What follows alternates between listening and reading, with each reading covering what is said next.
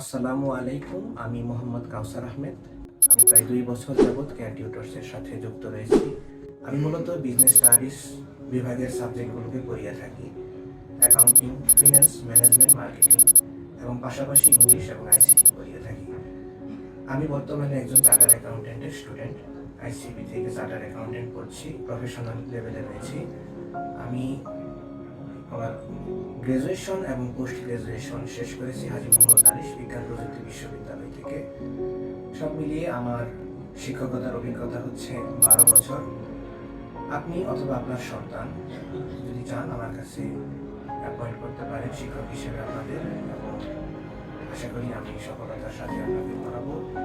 এবং সর্বোপরি ধন্যবাদ কেয়ার টিউটরসকে, তারা এত সুন্দর একটি প্ল্যাটফর্ম আমাদের উপহার দেওয়ার জন্য এবং আমাকে তাদের সাথে রাখার জন্য। ধন্যবাদ সবাইকে।